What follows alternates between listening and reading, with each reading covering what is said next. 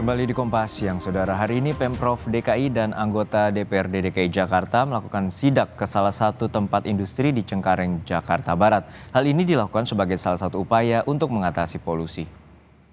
Sidak dilakukan anggota Komisi D DPRD DKI dari fraksi PDI Perjuangan Hardianto Kenneth bersama dengan suku dinas lingkungan hidup Jakarta Barat di kawasan industri Cengkareng. Upaya ini dilakukan pasca buruknya kualitas udara di DKI belakangan ini. Pihak industri diminta untuk mematuhi dan melaksanakan aturan tentang pengelolaan limbah dan polusi sesuai dengan aturan yang berlaku.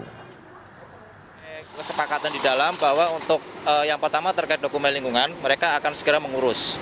Kemudian yang kedua terkait pengendalian pencemaran udara, tadi disampaikan Pak Kenneth bahwa mereka memasang paranet untuk sekeliling batas area kegiatan mereka. Itu yang pertama. Kemudian kedua tadi saya sampaikan upaya lain mereka sudah melakukan penyiraman. Penyiraman baik di area kegiatan maupun di stok materialnya. Itu. Penyiraman ini untuk apa?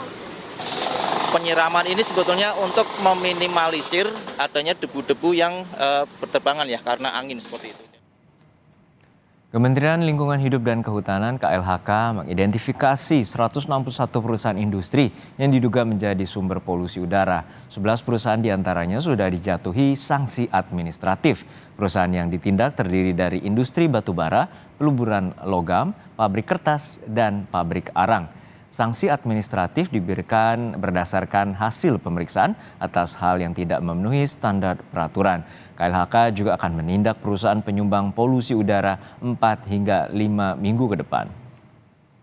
Untuk mengetahui bagaimana sidak industri yang dilakukan, kita terhubung dengan jurnalis Kompas TV Nanda Aprilia yang berada di kawasan Cengkareng, Jakarta Barat.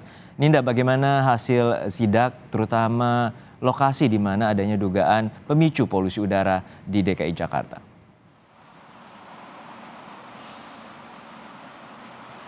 Selamat siang Juno dan juga saudara, terkait dengan sidak hari ini yang tadi turut hadir anggota Komisi D DPRD Provinsi DKI Jakarta Hardianto Kenneth, kemudian juga ada perwakilan dari suku dinas lingkungan hidup dari wilayah Jakarta Barat, sudah berlangsung sekitar pukul 10.00 waktu Indonesia Barat, di mana untuk lokasi sidaknya sendiri ini di industri perusahaan PT Merek Jaya Beton Cengkareng, di mana tadi dari hasil pertemuan dari anggota DPRD maupun juga perwakilan dari suku dinas lingkungan hidup Jakarta Barat ini menghasilkan beberapa poin yang dijelaskan dan ditegaskan adalah pihak yang bersangkutan atau industri yang bersangkutan di sini memang sudah memiliki izin beroperasional, kemudian juga sudah memiliki izin lingkungan.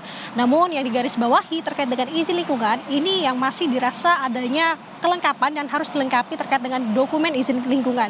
Jadi di sini pihak dari Dinas Lingkungan Hidup Jakarta Barat memberikan waktu selama 2 minggu ke depan untuk pihak yang bersangkutan memenuhi beberapa hal, salah satunya adalah memasang paranet. Paranet ini digunakan untuk area di sekeliling dari industri untuk tidak menyebarkan udara-udara keluar dari area. Kemudian kalau kita melihat sebenarnya untuk agenda sidak hari ini, Juno dan juga saudara, ini adalah terkait dengan mengurangi polusi udara yang ada di Jakarta yang saat ini memang dirasa kerap kali tidak sehat. Kemudian kalau kita melihat saja rujukan pada pagi hari ini sekitar pukul 6 pagi tadi, indeks dari IQR, website IQR menunjukkan bahwa ada poin 177 untuk kualitas udara yang dimana polutan utamanya adalah PM 2.5 yang artinya kondisi udara di Jakarta sejak tadi pagi memang ini tidak sehat sekitar pukul 6. Kemudian kalau kita bisa menelisik kembali, merangkum sebenarnya apa yang bisa disebabkan dari polusi udara yang ada di Jabodetabek ini khususnya di DKI Jakarta. Salah satunya adalah berdampak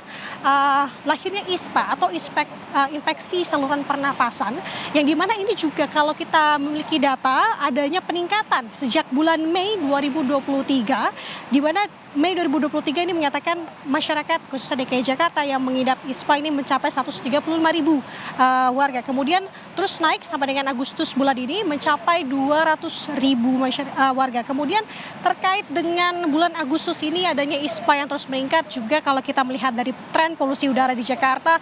Ini kalau di bulan Agustus kita mundur ke belakang tepatnya tanggal 25 Agustus sampai dengan kemarin 29 Agustus juga angka indeks kualitas udara naik turun. Namun pada tanggal 29 Agustus 2023 memang untuk indeks kualitas udaranya ini mencapai poin 155.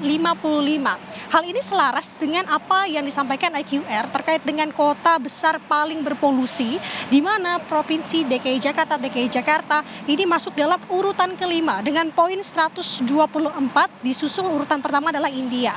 Kalau kita melihat lagi dampak-dampaknya, Juno juga saudara, selain tadi ada ISPA, ada juga gangguan-gangguan lain seperti gangguan sistem saraf pusat dan juga yang paling terparah adalah kanker paru-paru. Jadi yang perlu diperhatikan di sini adalah kita terus mengimbau bagi para masyarakat yang kerap melakukan aktivitas di luar ruangan ini untuk selalu menggunakan masker kemanapun Anda berada dan juga menggunakan moda transportasi umum untuk penunjang keseharian Anda, Juno. Baik, terima kasih atas laporan lengkap Anda, jurnalis Kompas TV, Nanda Aprilia dari kawasan Cengkareng, Jakarta Barat.